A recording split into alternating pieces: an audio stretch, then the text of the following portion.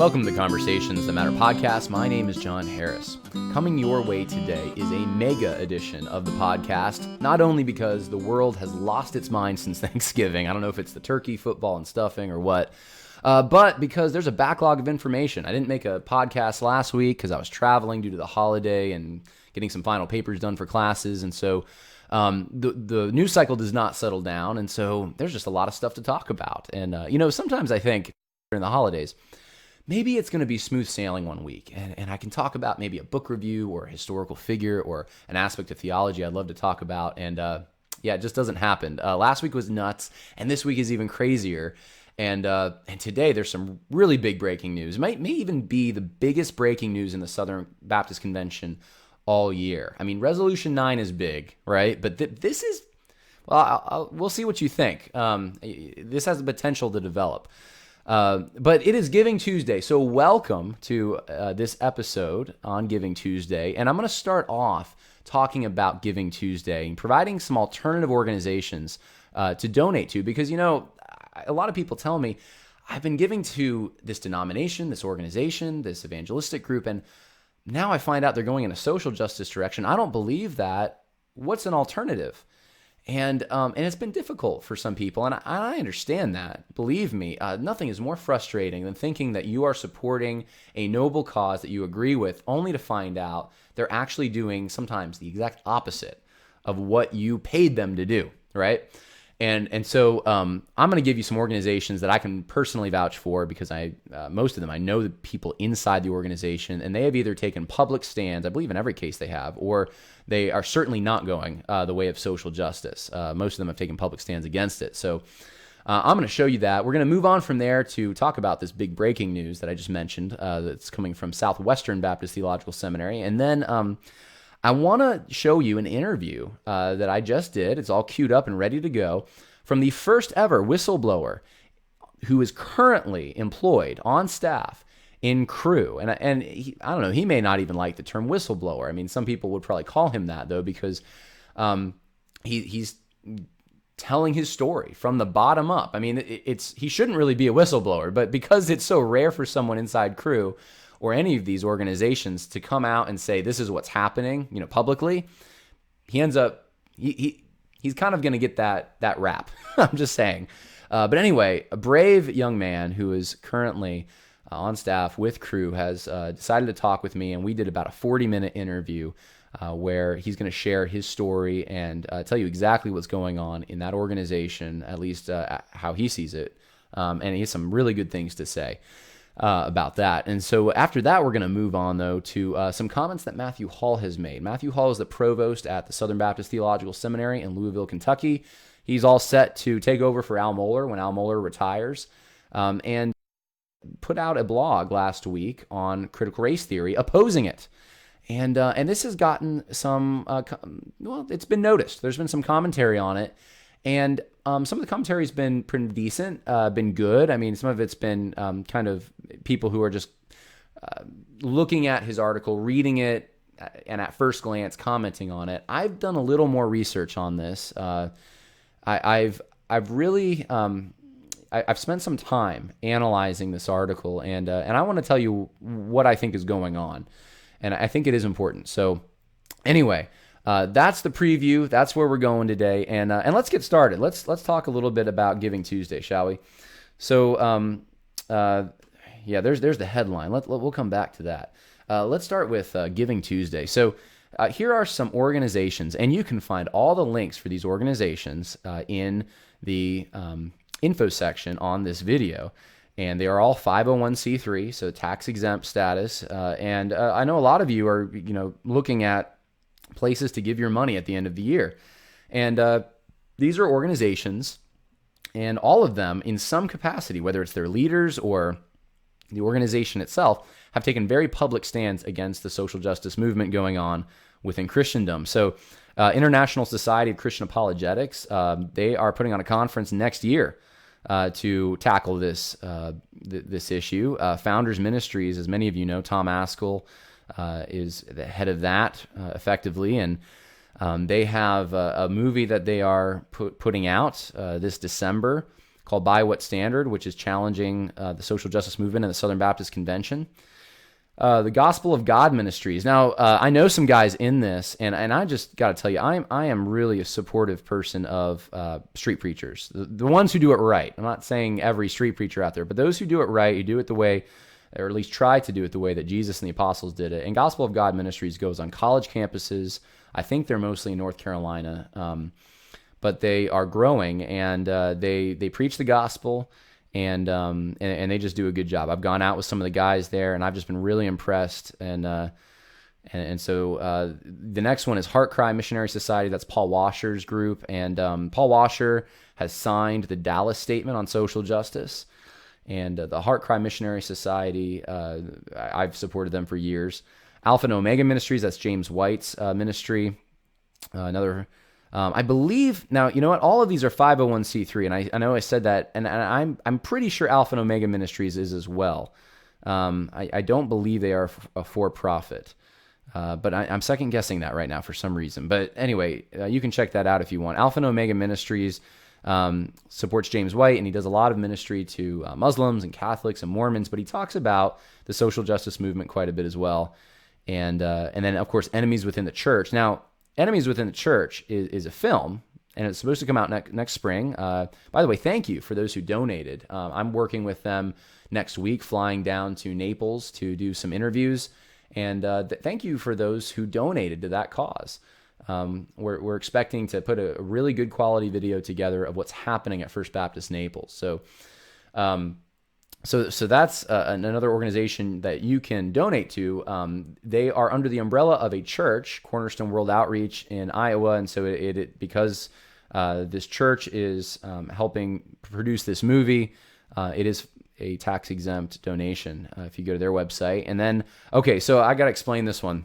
Last but not least, Grace Bible Church in Wappingers Falls, New York. So this is, people are going to say, John, isn't that your church? And yes, in a sense it is. I don't actually currently go there. It's not my church at this moment as I'm taking classes.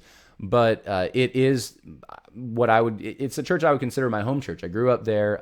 My father's a pastor there. So, yeah, of course there's nepotism. I am shamelessly telling people to go and donate to Grace Bible Church in Wappingers Falls, New York. I know the people there, and man, there is not an ounce of any social justice thinking whatsoever there. They're a smaller church. I'd say 120, 130, 140 people on a Sunday, but a very vibrant ministry, especially to the Culinary Institute of America.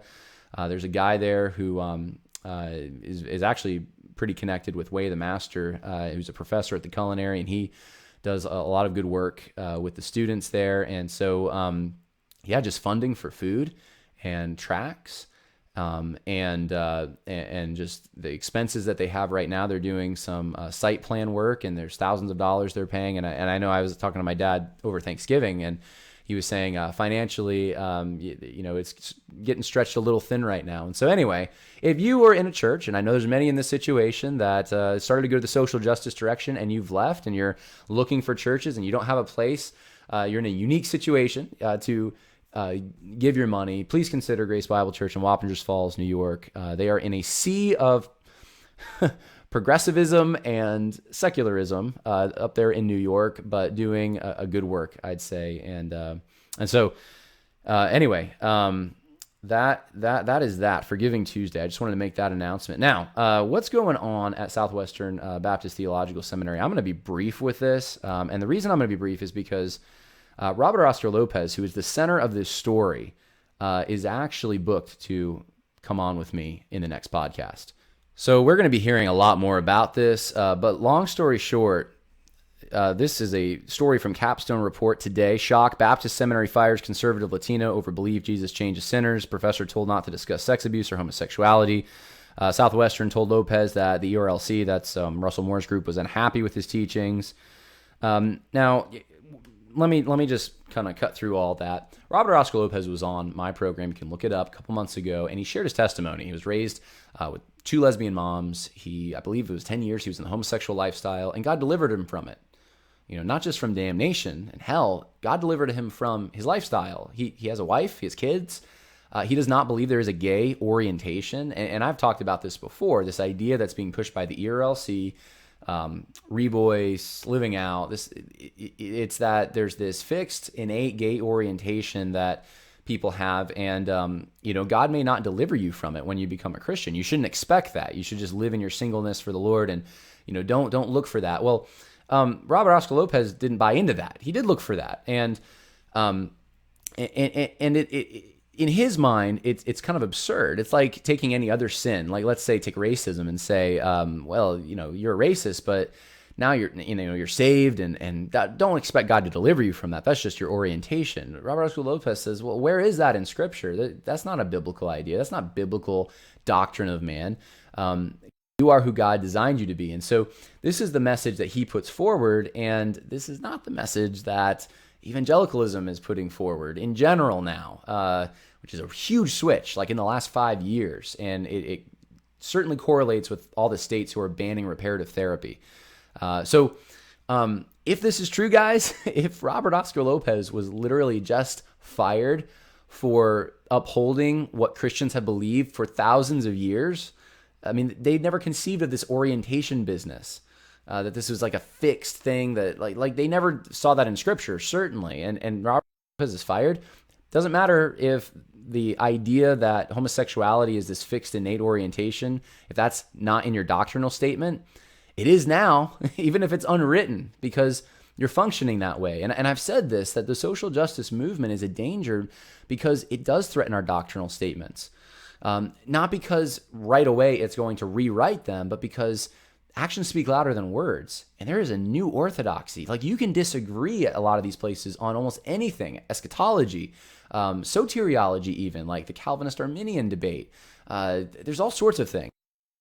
Agree in many cases on social justice. Look how many professors signed the Dallas Statement, like one in the Southern Baptist Convention. You just don't do it. So all that to say, if this is true, and we're going to find out more when, Lord willing, when Robert Oscar Lopez is on the next podcast doing an interview with me, this is big news. This has the potential to really develop, and boy, we're in deep trouble if this is true. So now, while we're waiting for that to develop, though, let's talk a little bit about Cru. I'm going to share my interview with Jesse, who is a staff worker at Cru.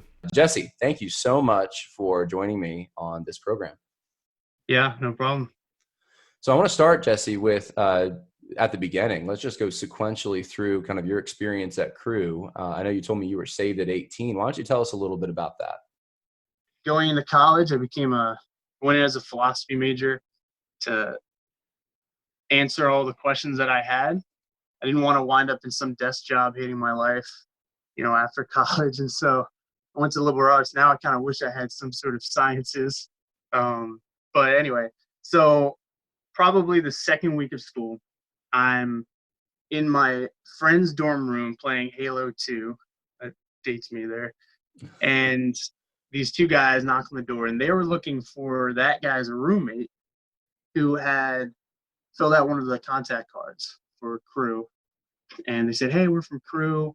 We started talking. They said, "What's your major?" I said, "Philosophy." They said, "Oh, who's your favorite philosopher?" I'm like, "I don't know, man. Like, I just got here. It's my second week of school. I don't know too much." And after that conversation, they said, "Well, we're from Campus Crusade for Christ." That's what it was called back then. I said, "Oh my gosh, you guys are Christians?" If I had known that, I wouldn't have let you in the room. And yeah, that was my posture toward Christianity at the time. And a few months went by. I wasn't really finding my answers, even though it was only, Philosophy 101 and a couple other classes. I finally read Mere Christianity by C.S. Lewis. And as I'm finishing the last page, one of those guys comes back, knocks on my door, and we started talking about that. He shared the gospel with me, and probably within a week, I gave my life to the Lord. So yeah, obviously it's had a huge impact on me. Those guys discipled me, taught me about getting plugged into a church, because I pretty much came to Christ like in my dorm room, explained, what it means to do that, and met my wife at one of the summer missions, and now we have a daughter. and I owe a lot to crew and the guys who invested in me. Yeah, that's absolutely wonderful. I love hearing that story, and that's one of the reasons I love campus ministry is people like yourself who are trying to figure out what life's about. You being a philosophy major at that point, trying to answer those ultimate questions, and that's such a great time to just share the message of Christ into that environment where people are already looking for answers. So what happened then over the next couple of years? You somehow became on staff with Crew. You're working for them, and I know you saw my video, the montage at least of what happened at the summer conference with Crew, and you started having some reservations about some of the things you were hearing. Could you tell us about some of that?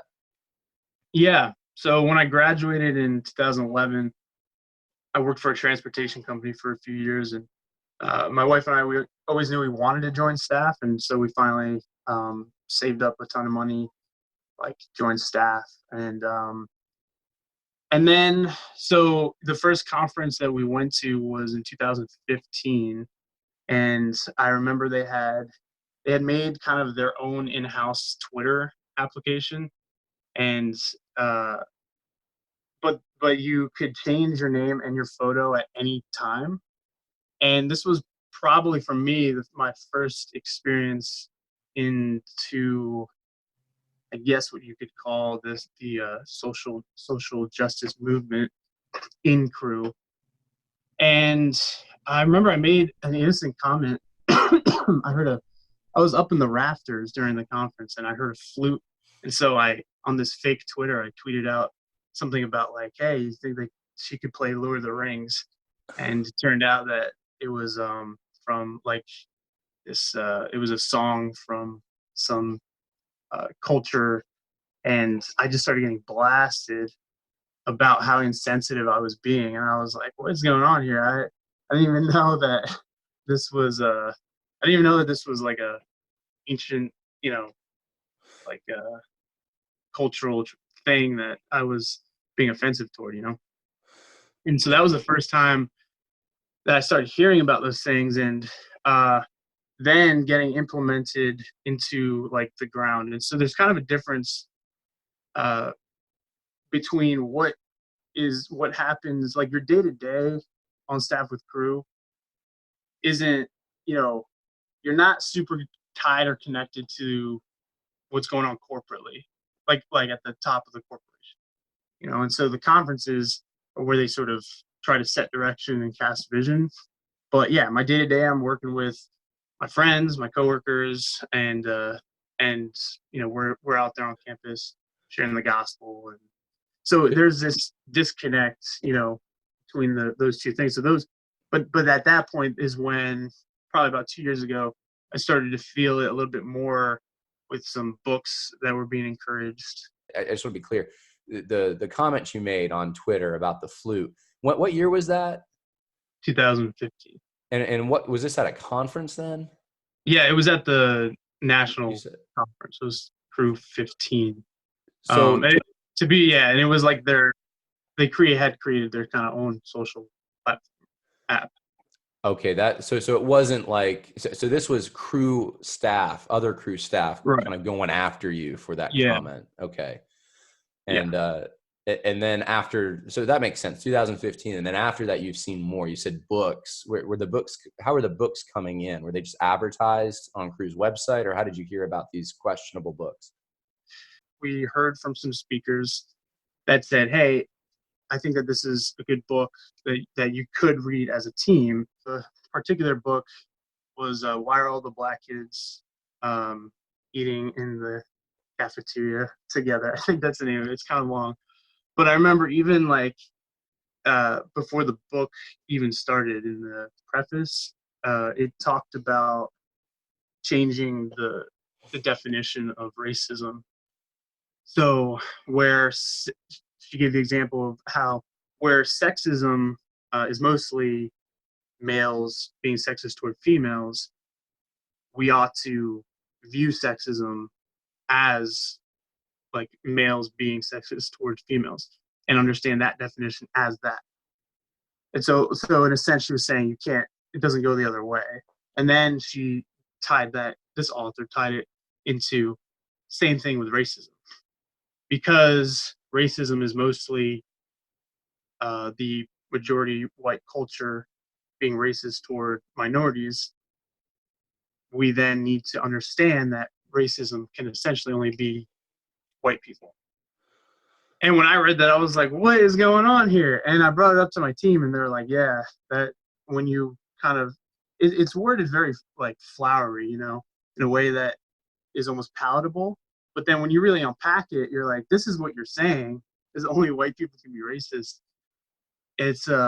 It was kind of, yeah, it's kind of difficult. You, though, sounds like, correct me if I'm wrong, you recognized maybe where this is going, partially perhaps because of your background. I don't know. And it sounds like others in the group were just kind of nodding along, or at least willing to accept this idea, which, I mean, to accept the idea that only certain groups can be racist, that contradicts the idea that sin is the problem of every man, right? So, I mean, you're tinkering now with the DNA of what sin is. But anyway, you saw this. And what was the reaction? I mean, do you think I'm right in my assumption there? Were the other people just kind of willing to accept that, or was there pushback from others in the group? I could probably tell you that 99 out of 100 staff members, if I asked them, I said, what's Marxism? Or like add whatever, you know, that sort of thing. They don't know what you're talking about. They just say, I don't know. And so what happens is it's like sheep being led to slaughter, where they see everyone else going along with it. They're not really sure what is going on. And in some ways, I feel like that sheep that's looking out and saying, hey, if we're accepting some of these ideologies, this is leading down a bad path. But it's difficult to communicate that because, and yeah, I hesitate now. I'm thinking some of them might watch this. Like, they're really smart. It's just the background, right?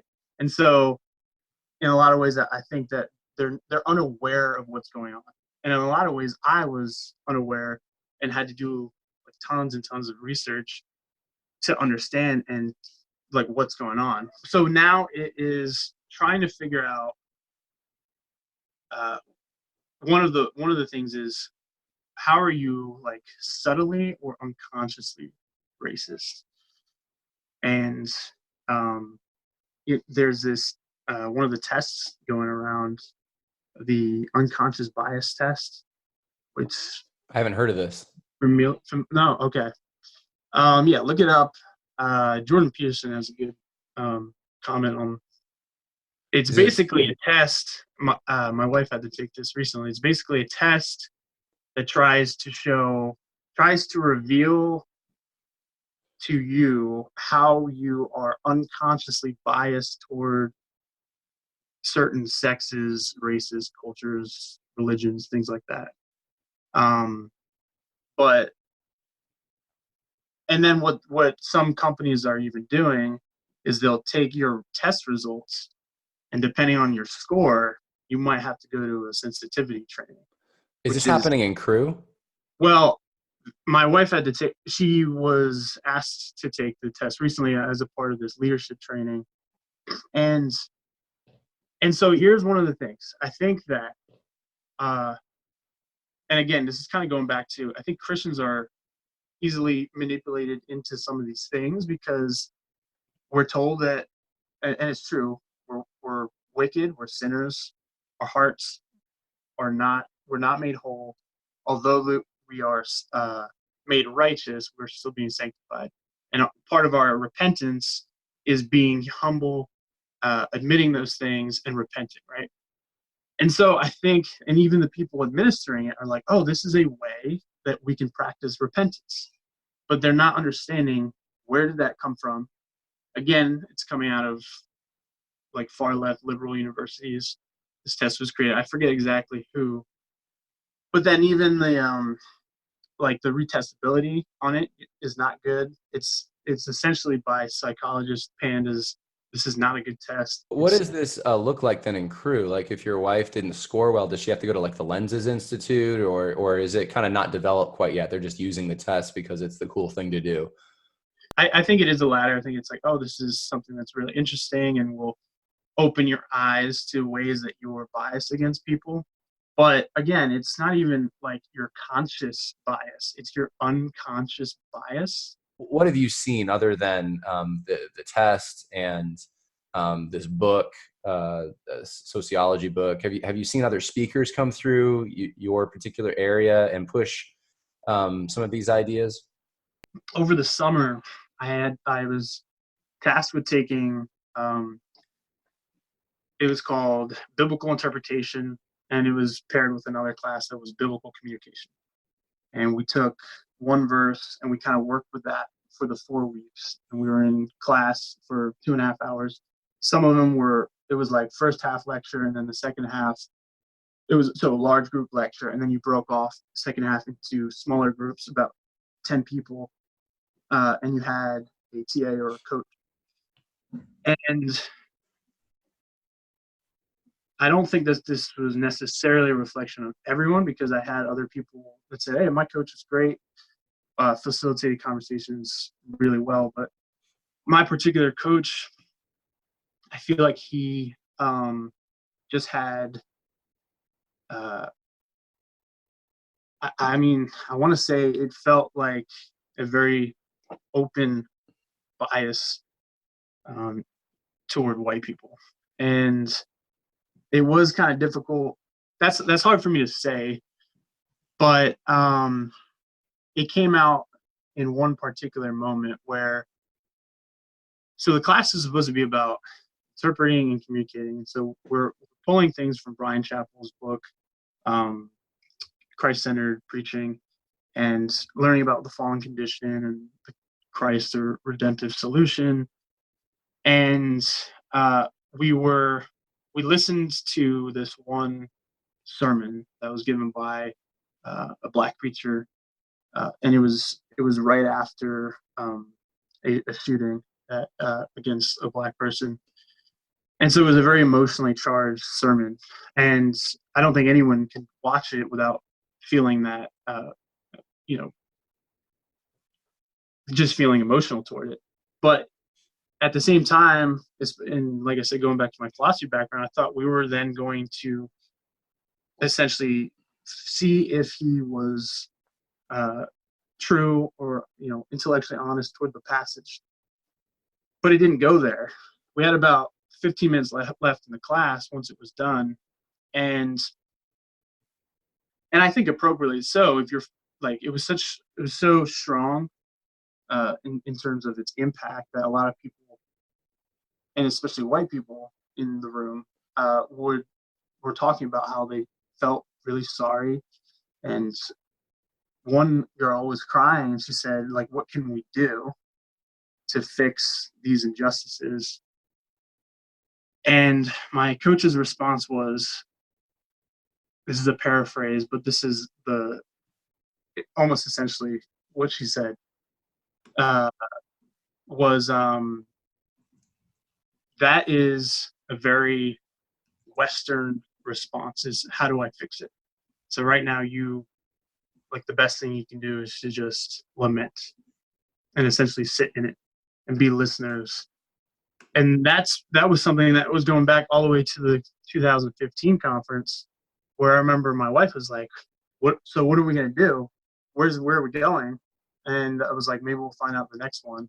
But each year it's just more and more of this, just not trying to say this is what we're going to do, but like we're just listening and we're lamenting. And so afterward, there were about 1 minute left in class. The coach stands up and says, I want to thank you all. She said, as a person of color, as the only person of color in the room, I want to thank you all who shared. And I want you to know that those of you who didn't, your silence says more than your words. And that was like it. and then the class ended. So you have sociological ideas coming in and dividing people up into these different groups and making certain groups feel guilty. And I mean, it sounds to me like no one was probably even aware or tried to challenge some of the narrative. It was more just like, what can we do? And that's not even good enough to ask that question.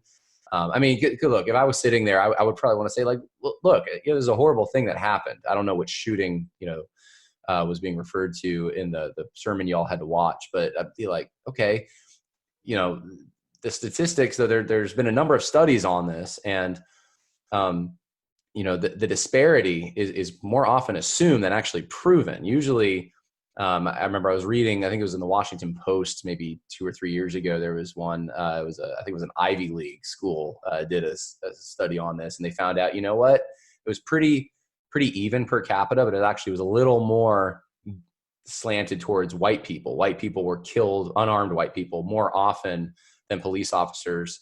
Than see, I'm catching myself. I'm going to say person of color. I'm just going to say the Black demographic. I mean, say what yeah, I you mean, want. I'm not. You know what I mean. I'm not abiding by those. Yeah. Because I don't even know what person of color necessarily means. Is it, does it expand to include Asian Americans and where, I don't know. Anyway, but anyway, all that to say, like, they're not advancing this argument based on like actual studies or statistics to say, okay, here's a problem in this country, and then giving rock hard proof to trace it back to this is a bias within this police department. Look, this police officer said he wanted to go and murder minorities, or like they have nothing like that. It's just kind of an assumed idea that the police they're out to get minorities, and then heaping guilt upon majority culture people that they are somehow they're guilty for this. They're helping perpetuate attitudes that cause this, and this is just what you're describing is just so different than the gospel. And that's I think the issue that you have and that I have is that there's no hope in this. What can we do? We can go preach the gospel, right? No matter which way the disparities are or who's sinning against whom, we can go and we can preach the gospel. That's changing hearts is the way that we change the culture. And I just don't hear that as much anymore. And so what you're sharing about what you're noticing in your local crew staff is it's indicative of, I think, of what's happening in Christianity in general. Is the gospel is the cure here for any of the ailments that we have, and this idea that you just got to sit in guilt. I want to share one more thing that happens, and it's evidence of how like some of the mentality and the mindset that are being influenced by some unethical ideologies creeping in, and it's practical like application or like or experienced practice, whatever, like what can happen. And here's one thing that happened was there's this guy who I said there was lectures at the beginning of the class, and he's probably like 50, in his late 50s, white American staff member, and he was trying to talk about biblical interpretation or it's like communication at this point. And it didn't work, but he tried to use this analogy of like bringing things over from Canada. And the idea was that some things culturally back in, first century Christianity or Judaism, or even, further back than that, they won't like cross the bridge into our culture today, right? And that makes sense. That's why we have hermeneutics, because we're trying to understand, like, okay, what do they mean by this? And that's what he was trying to say. Right. He used the analogy of bringing food over from Canada and how some things can't come over. And he went on for like 10 minutes about this, and it was like an analogy that wasn't working. I felt bad for him. But then at one point, so he said bananas, and then at one point he said that there was a student, and he gave an actual, like, when he tried to go to Canada, there were 2 students he brought, but one of the students only had like working or student. What is it when you like come to Like the a work United a States? visa? Yeah. He has Yeah. student visa, Green sorry. card, yeah. But he couldn't leave the United States, and so he was saying so he couldn't cross the bridge. And then the next day, I didn't even know like how this happened. The next day, someone says, "Hey, we want to address what happened yesterday." And I'm like, "What happened yesterday?" And so this guy, he's gonna come up and speak. And so he gets up and for about 20 minutes gives an apology for talking about how one of his students couldn't cross the border from Canada to America because it would evoke emotions of like people's families not being able to get into America or something, and how it was culturally or it was just insensitive. And then what he said was that I'm sorry that this had offended some people because apparently some people had spoken up. So then my teacher, the coach, when we broke off, she was like, I just want to talk about how you guys experienced uh, that. And I was surprised to see that people were like, yeah, I think it's really good that he apologized. And again, going back to Christian culture, when you confess, it's like a good thing. But I said, my response was, I said, when he talked about that, I actually thought it was good because it reminded me of how hard it was for my family to come into the country and some of the things that you had to work through to get. Like, I have relatives who they had to wait 12 years to be able to come into the country. Then once they got into the country, they had to work for 5 years and then they could apply for their citizenship. So it brought up to mind those things, and I talked about that. And I don't think she liked that because it wasn't, basically bashing this guy. And so she said that she thought it was wrong because it seemed like he was comparing people, this ethnic minority, to food and items. So it was like objectifying. This is what she felt, was that he was objectifying an ethnic minority. And then said, because this guy was like, I think he was Chinese, she said that he talked about bringing bananas over, and banana Oh my can gosh. be a derogatory term for an Asian American who is yellow on the outside, is her words, but like acts white and is white in the middle. And said that she doesn't think his apology was good enough because he didn't apologize for what he said. He apologized for offending people, and that his apology was essentially not strong enough. And Who is this? Someone in your staff that's saying this? no. So this isn't Okay. this is like, this is part of, we have partnerships with like Reformed Theological Seminary, Dallas Theological Seminary. Right. But Crew has its own theological development that we partner and can get real seminary credits. So it's like a legitimate seminary, essentially. And she was part of the theological development team. Yeah, I think that like I said, these certain ideologies that are kind of coming in are negatively impacting the way that we interact with one another. So tell me about the conversation you had with another staff member, because I thought you had a really good Oh insight yeah, there. I totally forgot about that. I'm so sorry. You had me going on a rant there. That's All all right, right. so after all that, my buddy and I, we were talking about this, and here's what we pieced together: is that it seems as if there is, okay, you are guilty by association if you're white and you live in America for anything that has been done to an ethnic minority group. And one of the ways, right, and we saw that at the conference, there was a woman who stood up at Crew 19. She said she was white. She was talking to the two African American speakers, and she said, "I traced my ancestry. Like, we had no part in slavery or in that systemic racism. Like, what I feel really bad, but like, what can I do? Or, how am I responsible for this? And she said, well, you benefit from any sort of systematic racism, and that therefore you are guilty by association. And that idea of you are guilty just because of your color, because somehow you would have had a benefit. Now you need to absolve that, right?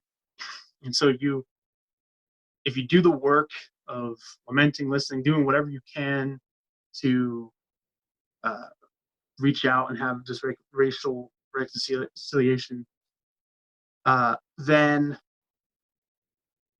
you can absolve your sin, essentially. So it's coming from a point of like, you are guilty and you need to repent, but you're guilty corporately by association. My buddy said, this is what we came down to, is we want racial reconciliation. It's a good thing. We want to learn how to communicate persuasively and effectively the gospel to people of different cultures. A lot of the conclusions we completely agree with, but it's how they're getting there. And this, I think, is part of the means, is making a lot of people feel guilty and then making them change from their guilt. And that, we know, is not the gospel, right? Like, Paul says, do you not know that it's because of God's love and kindness that leads you to repentance? And so he said, what if we went from the motivation of love and compassion rather than guilt? And so, yes, it's good to learn about what has happened to different people groups and different cultures and races. Learn about them, understand, have love and compassion, but we don't need to do it out of guilt. Because if we do it out of love, then it doesn't end once we've absolved our sin, or right? It doesn't end when we've done our penance, Right. not infinitely.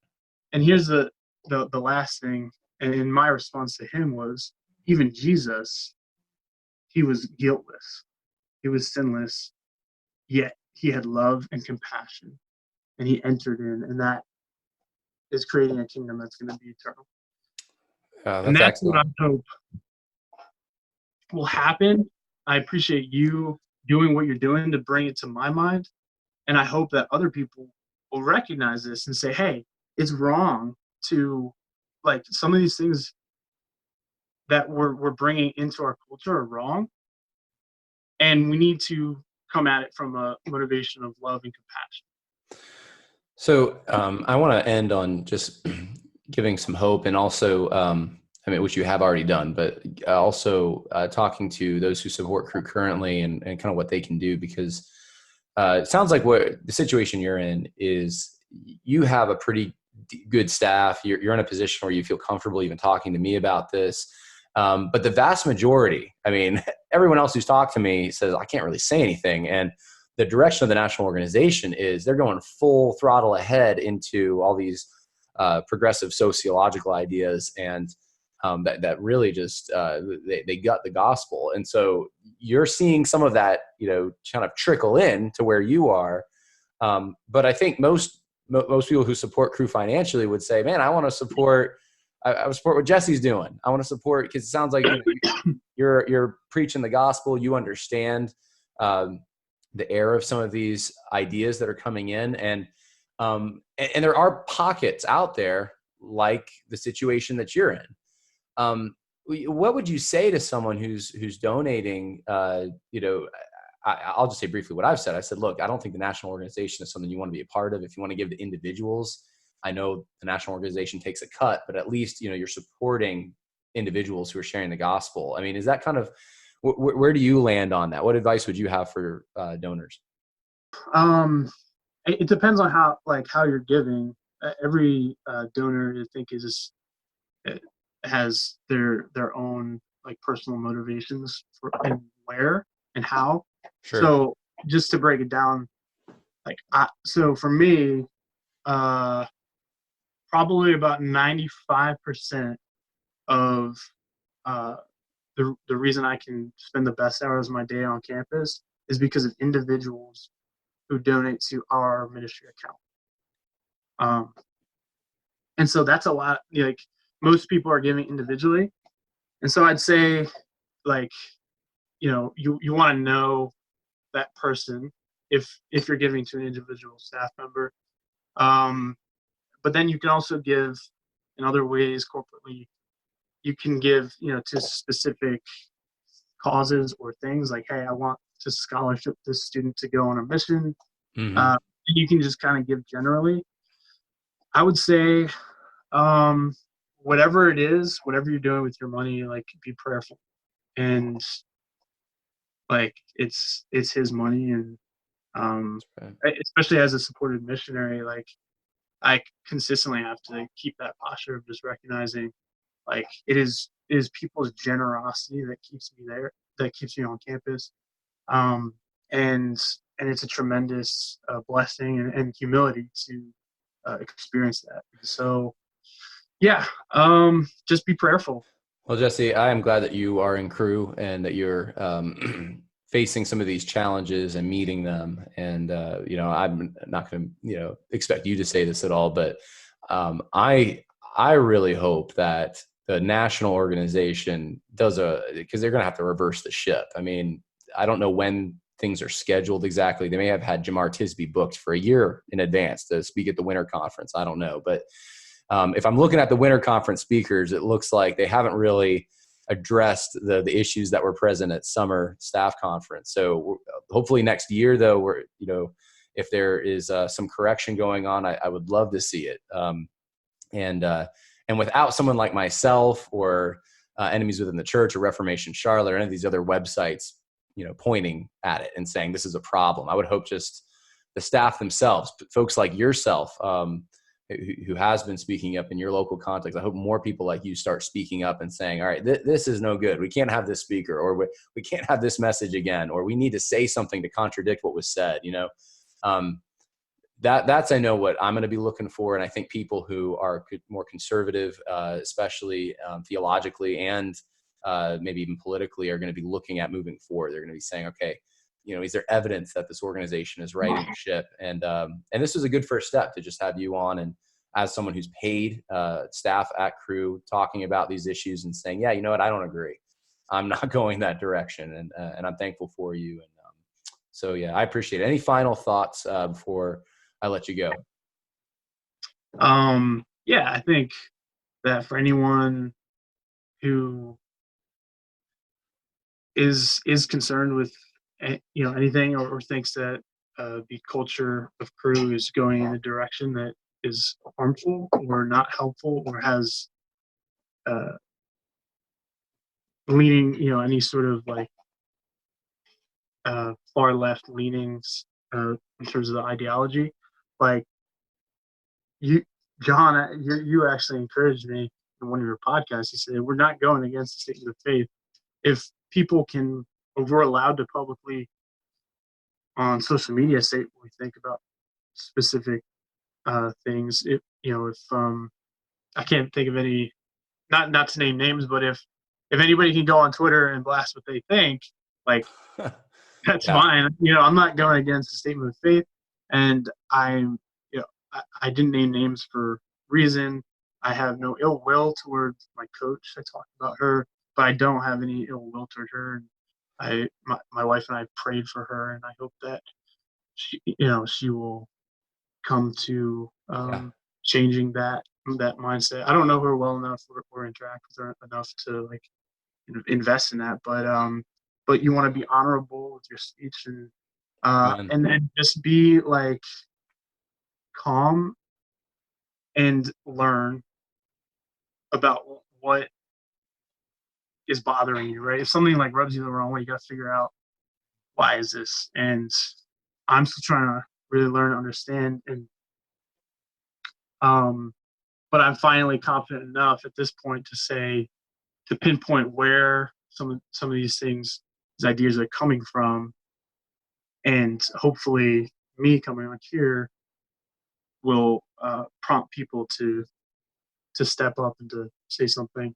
I hope so. I really do. And I understand there's people in situations they think they'll get fired or have repercussions. That's the majority of crew staff I've talked to. But I'm hoping that more and more will say, you know what, this doesn't go against the statement of faith. I am going to talk about this. I am going to not just, and I know you had done this, go through the channels of my organization to tell them that I have an issue with this. But also, I don't mind going out in public and saying, if the national organization isn't going to contradict what was just said at our staff meeting, I will.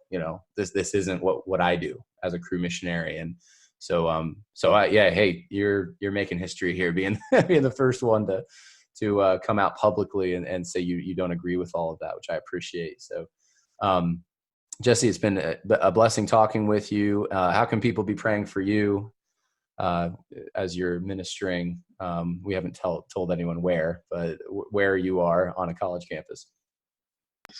We have a baby on the way, so you can pray for that. And then it has been extraordinarily difficult to navigate through a lot of these things. Like I said, it doesn't come up on the day to day, but I need the Lord to really be with me in learning, understanding, and trying to communicate why I think some of these things, some of the ideas that are being promoted in our theological development and being spoken from up front, why I don't think that they're good. Yeah. A lot of help in doing that, and I'd say protection as well. I haven't really thought about all the negative things that might happen to me by coming on here. So probably more socially than anything, but I hope that there aren't any repercussions. But keep me posted. I've prayed, and at the end of the day, like, the Lord is my provider. So yeah, amen. Trust that I am that faith. Yeah, I'm doing what I think I ought to, and I really appreciate you and what you do. I appreciate your graciousness, your even-keeled tone, and while also, parsing out what is error, what is not. And so, anyway, God bless you and your wife in the new year. I hope you get better from your cold, and hit the new year running. So we'll talk to you later. All right. For sure. Awesome. Merry Christmas. All right. Merry Christmas. Bye now. Well, Jesse certainly is brave. If you think about it, please pray for him. If you want to support him financially, you can contact me and I'll be sure to pass your information on to him.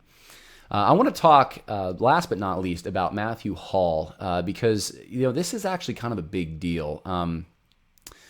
And part of the reason is, I think, because of how close Matthew Hall is to Albert Mohler. I am very soon going to be having a special guest on the podcast to talk about Albert Mohler, and that is Dr. E.S. Williams, and you'll understand why in a moment. But some things took place in the last, I want to say, week and a half, 2 weeks regarding Matt Hall. The first thing is this. There was a video that surfaced, and it had been out there since January 17th of 2019, but it had, I think last time I checked, had like 40 plays, and then today at 232. So some people have found it since then. But there was a little montage on Facebook of Matthew Hall saying some, well, let's just say things in keeping with critical race theory. I'm going to give you a sample. Here we go. You cannot escape this American story, an identity crisis over the issue of race in America. When it comes to racism in American Christianity, the problem is far worse than you realize. Racism continues to be a real and powerful force in American life and in the church. Racism is far more pervasive and powerful when it's masked and it's subtle and it's complex. It's not just your individual biases and prejudices, or mine, that prompt one group to elevate themselves above another. There are, and we can talk about this in the Q&A if you like, but the category of systemic injustice. We need to let the ghosts of our history haunt us a little bit. At some point, we got to get to the spot where we are able to look in the mirror and be like, yeah, I'm probably a racist. I'm telling you, like, I'm a racist because I have a heartbeat, and until I receive my glorified, completely sanctified body, soul, and mind, I'm going to be doing battle with sin. And guess what? Racism is sin. Well, there's Matthew Hall saying things consistent with Matthew Hall for the last few years, and Curtis Woods and Jarvis Williams, other professors at Southern. And people have asked, where's Al Mohler in all this? I mean, this isn't ancient history. This is recent that Matthew Hall said these things, and he's been pretty consistent. So did Mohler not know? Where do we put him? And we have to think about it. He's running for president of the SBC now. And someone who, well, is important, I would say, they raised, I think, even more questions in the last 2 weeks about Al Mohler by putting out this particular video. This is put out by the New Calvinist channel on YouTube, and it's called Stain of Mohler 3. I don't know what the 3 is there for, but it says it's published on November 25th. You're going to find out that's significant in a minute. And the person who put it out is Dr. E.S. Williams. Now, Dr. E.S. Williams you may not know who that is, but apparently this has been told to me, and I went on the website. He's a pastor at the Metropolitan Tabernacle in London. That's where Charles Spurgeon was a pastor. So there's a historically significant tie to this church that Dr. E.S. Williams has. And I assume he's preached from that pulpit if he's a pastor there. But Dr. Williams is going to be on the Conversations That Matter podcast soon. If not in the next episode, the one after. We already have an interview scheduled. And we're going to be talking about this because he essentially argues that Albert Mohler is responsible in large part for the left word turn of the Southern Baptist Convention, and he bases it on Al Mohler's consistent rhetoric over the years on this stain of racism in the SBC that never goes away. It doesn't matter how many times you apologize, what kind of resolutions you passed, we're always just racist. And there's some video footage of Albert Mohler. He's encouraging, to say the least, the other 3, Jarvis Williams, Curtis Woods, and Matthew Hall. And he even did a book project with them about the stain of racism in the SBC. And so I would encourage you, go watch this video. I mean, it's interesting, to say the least. I'll try to remember to put it in the info section there if you want to go click on that link. But the date I said is also significant because we're going to leave Mohler for a minute and we're going to come back to Matthew Hall, which is the subject of the video. Because the next day, Albert Mohler put this out on November 26th. He said there's an important and timely word from Matthew Hall, and it's on racial reconciliation, specifically critical race theory. Now, people, are wondering, when was this published? Because there was no date on it, and so a lot of people don't realize you can actually just go into the info on the actual web page and find out. So I did, and it was published the very next day after Dr. E.S. Williams' video on the 26th. So Dr. E.S. Williams' video is the 25th. This comes out the 26th. And I want to go through this article because essentially Matthew Hall is saying, yeah, critical race theory is wrong. I don't believe it. And I think a lot of people rejoice, say, yeah, this is great.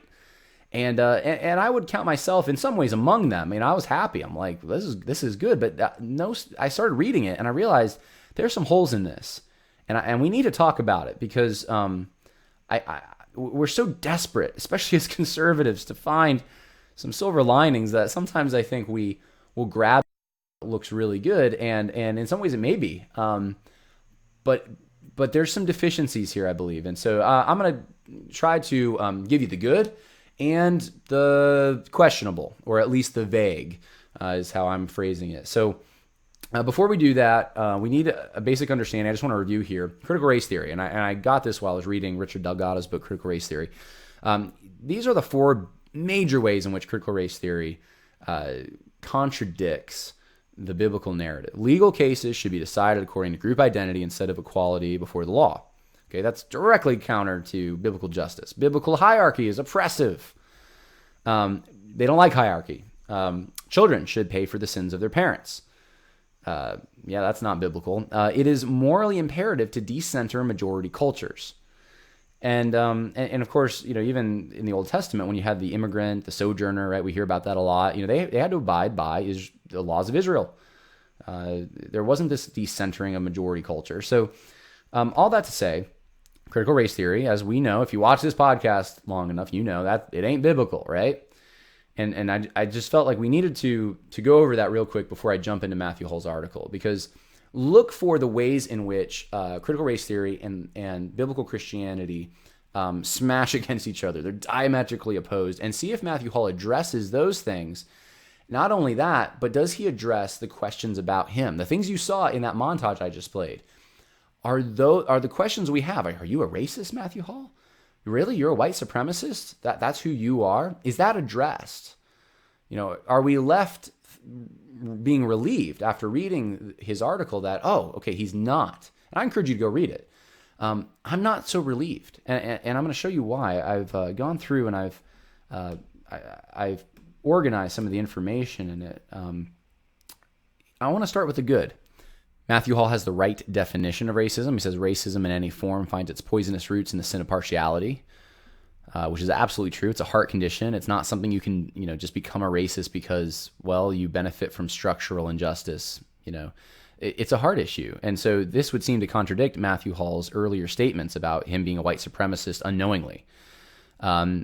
There's a rejection of critical race theory and liberation theology. He says Christian witness must reject CRT because it assumes basic materialism. It has a deficient teleology.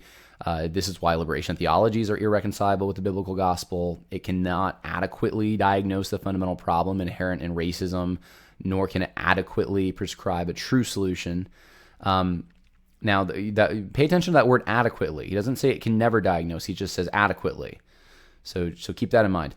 Scriptural sufficiency, he says the Bible is the inerrant, inspired word. It's the standard. We must assess all other knowledge by it. That's great. And then at the end, he says that we must speak the truth, and we must do so in love, but we must also do so with clarity and precision.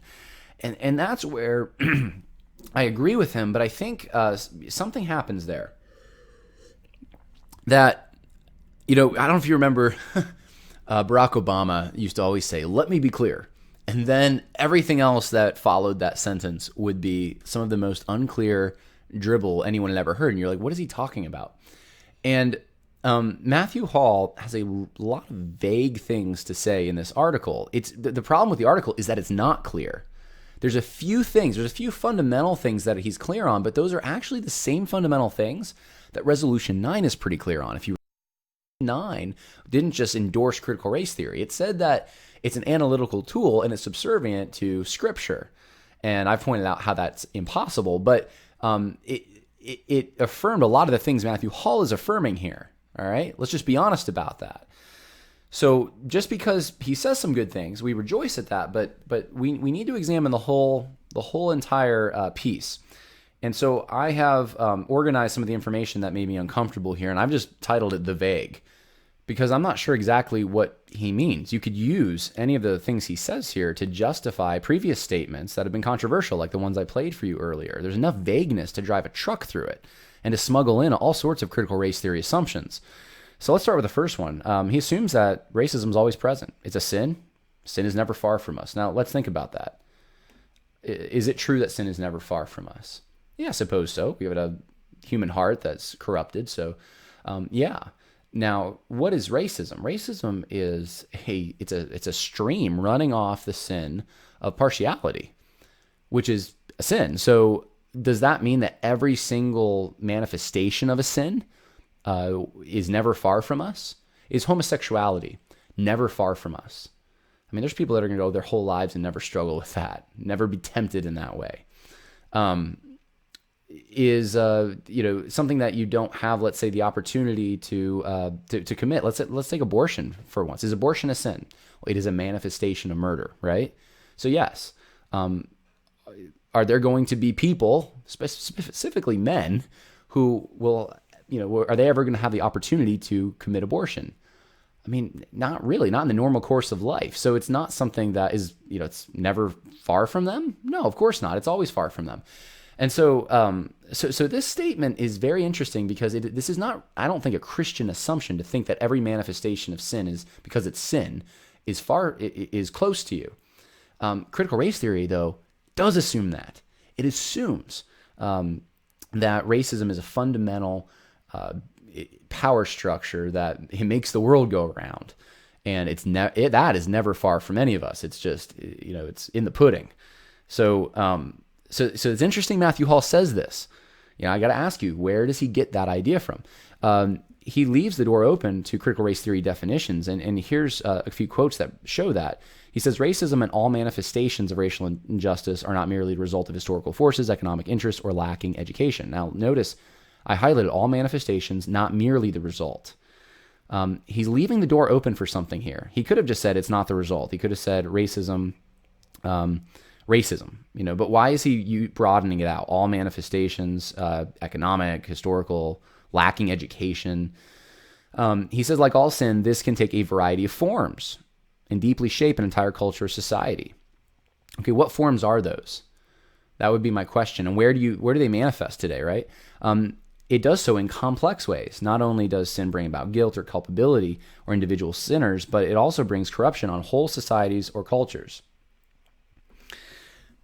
Now, I'm in theory, I'm like okay with that. And I think if most other Christians wrote that, if they hadn't said the things Matthew Hall has said, I probably wouldn't even really notice. But because of what Matthew Hall has said, I am paying attention to this. I mean, this is meant, so I'm told at least from others who would know more than me, to be a response to the pushback against Matthew Hall. So they know what the issues are. Matthew Hall should know, and he's not addressing what he said about himself being a racist because he benefits from structures of oppression. He's actually giving cover for it, potentially, in those statements. Let me show you a few more statements that I find a little bit concerning. He supports the multi-ethnic church model. He says, would it be easier for churches in the United States to remain divided, even segregated on the basis of race? You bet, but that is not the way of the cross. Okay, it depends what you mean by segregated on the basis of race. If it's on, in theory, I agree with that. If it's on the basis of race that a church is segregated, literally, there are some white supremacists that say we don't want anyone who's not like us in one church, and there's some Asian supremacists that say we don't want anyone who's not Asian. That's a problem, right? But there's other reasons, culturally speaking, that churches tend to attract demographics that are, I'll give you an example. There are certain ethnic groups that tend toward certain denominations. For instance, Hispanics in general, this is obviously not across the board, but in general, they tend to favor, when it comes to Protestantism, more of a charismatic or Pentecostal version of Protestantism. They're going to end up probably at a church like that. Now, is that necessarily wrong? I don't think so. I'm not a Pentecostal, and I would argue against the theology of Pentecostalism, but it's not wrong because of racism. Racism didn't cause that, right? It wasn't on the basis of racism. So anyway, I'm belaboring the point a little bit here, but I just want to make this statement. There are reasons that churches are segregated sometimes, and I don't always assume it's because racism is happening. It could look that way on the outside and not necessarily be a racially caused bigotry that's causing it. He says, I believe it is Southern Baptists' heart to see a denomination that looks more and more like heaven. And this is in the context of a diverse denomination. And this is said all the time to support the multi-ethnic church model. And you got to understand in Revelation chapter 6 and 7 that we're talking about a heavenly reality. We're talking about something that happens at the end. And Matthew Hall, I know, has acknowledged this in the past, but if you're out in Iowa, you're not going to have a church that looks like that, right? You should have a church, hopefully, that reflects the community around you, because as God calls people, and he calls people from every tribe, tongue, and nation, he may be working in different groups at different times, but as he calls people, they're going to be attracted to the gospel. And that's a wonderful thing. I grew up in I would say now, at least looking at the church, Grace Bible Church in New York, a very multi-ethnic church. But no one tried to make it that way. No one was saying, we got to make it look like heaven. It was just preach the gospel, and people came, and you wound up with some of the best potlucks because you had the world cuisine there. I mean, it's great. But to make that the standard that our church needs to look like it's going to look in heaven. No, it doesn't. It needs to look like you're doing the work of the Great Commission in your specific community.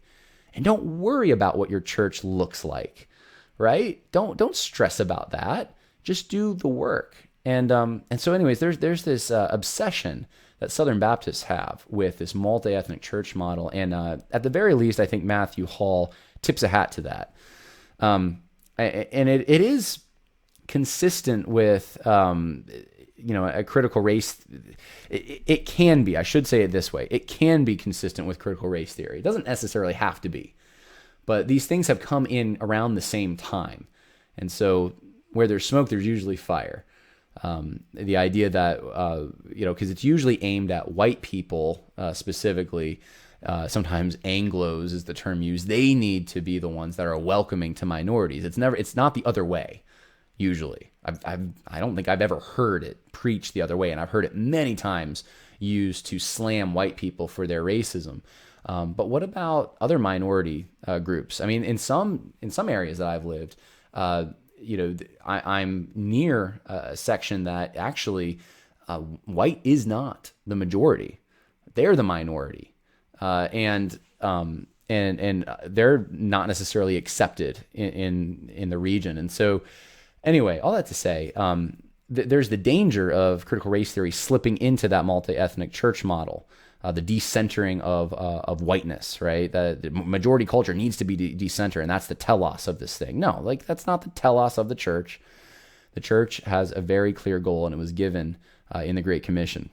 Racial reconciliation, he uses that term. I don't care for the term. I know it's been around a while. It doesn't necessarily have to be critical race theory, but again, this term came around the same time critical race theory is being pushed. Where there's smoke, there's fire. Matthew Hall says, our vision for racial reconciliation must be profoundly ecclesiological. Paul's ministry was devoted to proclaiming the reconciling power of the gospel to Gentiles. And I have to ask, reconciling power in what sense? The wall of separation, Ephesians chapter 2? I mean, yeah. The Jews and Gentiles getting along, yeah. What was the wall of separation? It wasn't the commandments contained in ordinances. It wasn't like racial bigotry. It was not, this is imported into a modern American context, and it's not right, because it's not talking about the same thing. And races, the reason I don't like the term, races don't reconcile. People reconcile with one another. And the reconciliation is vertical, right? They're both reconciled to God, which means they're reconciled to one another. If you can do it in a secular sense, if you can have races reconcile without God, then, which is racial reconciliation is used more often in a social context in the world, not necessarily in the church, then that's not a Christian concept necessarily. This is a cultural thing or a sociological thing we're talking about. It says in Ephesians 2, Paul directly connects the good news of salvation by grace alone to the unity that all believers share in Christ within the body of Christ. This is why the term racial reconciliation is so vital. So yeah, this is not what Paul is talking about. Paul isn't talking about racial reconciliation in Ephesians 2. And this is where, if you adopt the categories of critical race theory, you start misreading Scripture. You start putting things in the context of Scripture that don't actually belong there.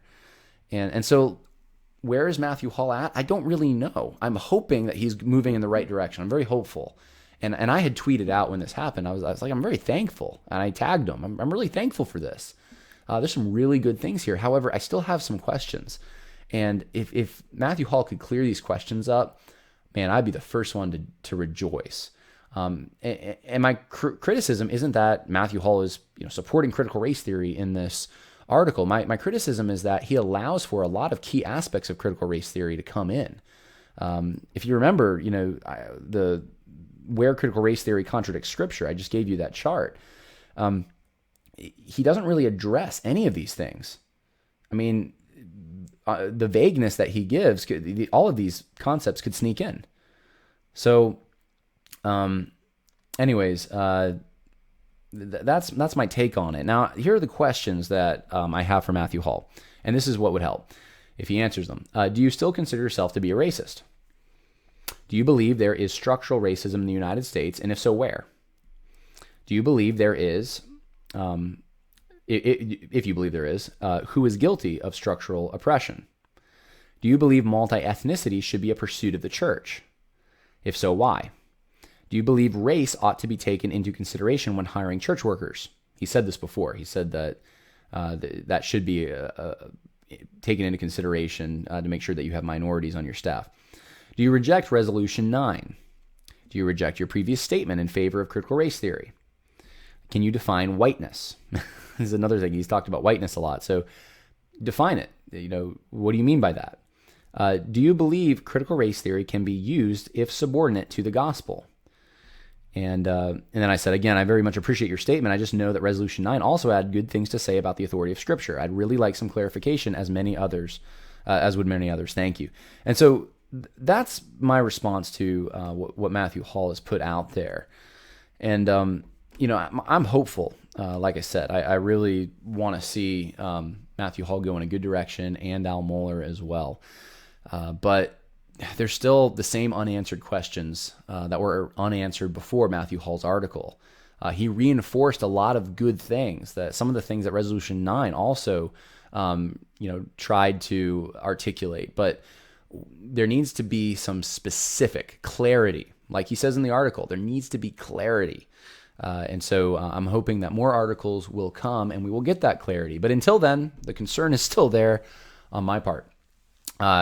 So Giving Tuesday, please check out those links below. Check out, by the way, I got to say this, if you are a Chick-fil-A customer, or were, and now you're concerned with the direction of Chick-fil-A, today, as I was traveling, I happened to stop at a great chicken place that has a chicken sandwich. It does. They do exist at other places. And I ate it along with fries and a really good glass of sweet tea. And it was called Bojangles. And I think they're only in the South. So if you live in the South, which is where most of the Chick-fil-A's are, there is another place. Now, it's a little spicier. So if you like the spicy chicken sandwich at Chick-fil-A, you can go get that. But anyway, I figured I mean, they're not sponsoring this at all, but I figured I'd give a plug for Bojangles. And please stay tuned because in the next 2 episodes, I'm going to be having some very important conversations with Robert Oscar Lopez down at Southwestern and the situation going on there, and Dr. E.S. Williams on Al Mohler. And I know people are trying to figure out how to think about Al Mohler, so hopefully we can get the ball rolling with that. So until then, God bless. I hope this was helpful.